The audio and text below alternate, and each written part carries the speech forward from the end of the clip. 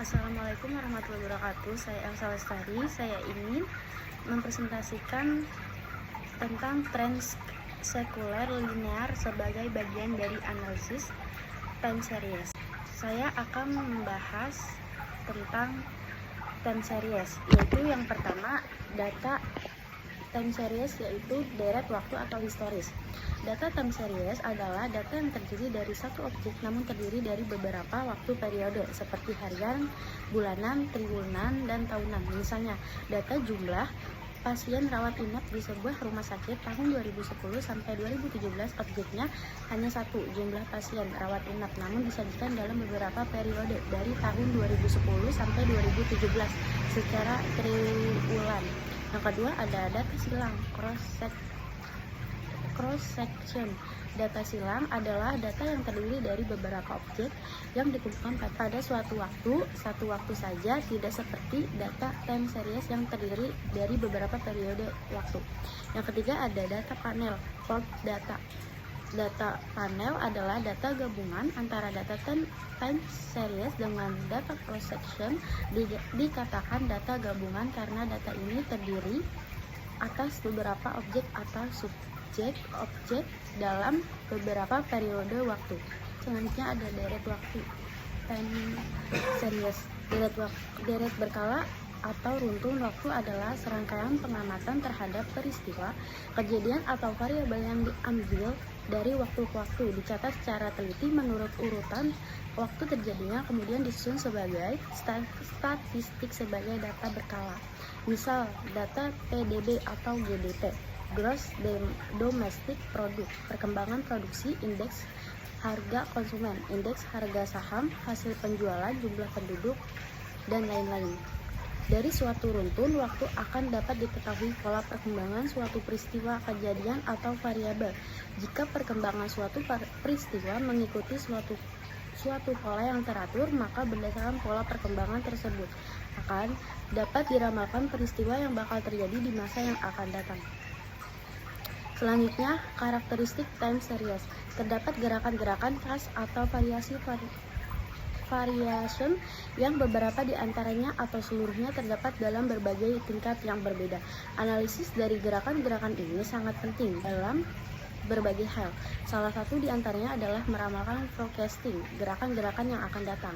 Oleh karena itu, tidak mengherankan banyak industri dan lembaga-lembaga pemerintah sangat berkepentingan dengan analisis gerakan-gerakan data berkala ini. Ketika bekerja dengan data time series atau deret waktu, hal pertama yang penting dilakukan adalah membuat plot data agar mengetahui gambaran atau pola datanya seperti apa, baru kemudian bisa melakukan analisis lebih lanjut. Perkenalkan, nama saya Olivia. Sini saya akan melanjutkan presentasi contoh data time series. Dalam pertanian kita amati produksi tanaman tahunan dan harga. Dalam bisnis dan ekonometrik kita mengamati harga saham, penutupan harian, suku bunga mingguan, indeks harga bulanan, kuartalan, sales, dan pendapat tahunan. Di bidang fisika kita amati suara, sinyal-sinyal listrik, dan tegangan. Di bidang kedokteran, EKG dan EEG.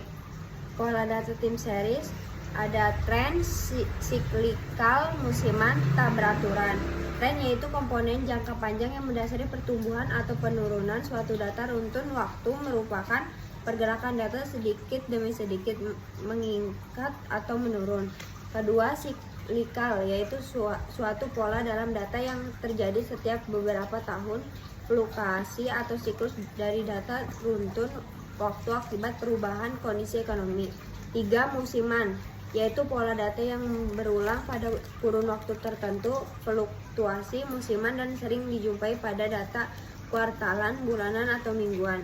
Keempat, tak beraturan yaitu pola acak yang disebabkan oleh peristiwa yang tidak bisa diprediksi atau tidak beraturan.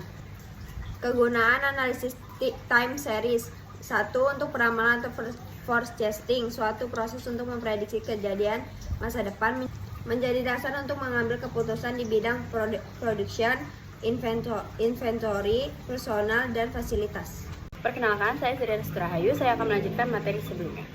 Peramalan dan perencanaan. Ramalan merupakan input bagi proses perencanaan dan pengambilan keputusan. Ramalan menunjukkan perkiraan yang akan terjadi pada suatu keadaan tertentu.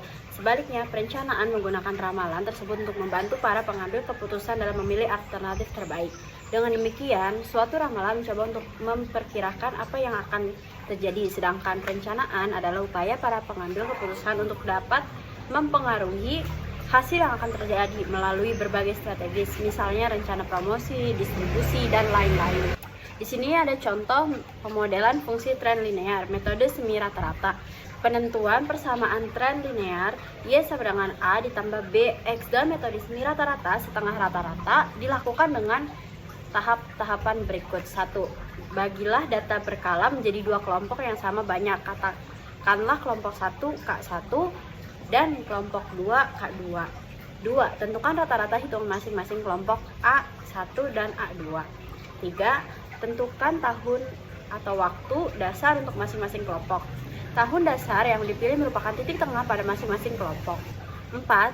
Tentukan nilai variabel X sebagai perwakilan nilai urutan tahun, waktu, dengan cara memberikan nilai 0 untuk tepat di posisi tahun, waktu dasarnya. Kemudian beri nilai negatif untuk tahun waktu sebelum tahun waktu dasarnya dan nilai positif setelah tahun waktu dasarnya. 5. Hitung parameter perubahan tren atau gradien B dengan rumus B sama dengan rataan K2 dikurang rataan K1 per tahun dasar K2 dikurang tahun dasar K1. Terakhir, buatlah model fungsi tren linear untuk masing-masing tahun waktu dasarnya, yaitu Y1 sama dengan A1 ditambah BX dan Y2 sama dengan A2 ditambah BX. Sekian presentasi dari kelompok kami. Mohon maaf bila ada salah kata dan banyak kurangnya. Billahi taufiq wal hidayah. Wassalamualaikum warahmatullahi wabarakatuh.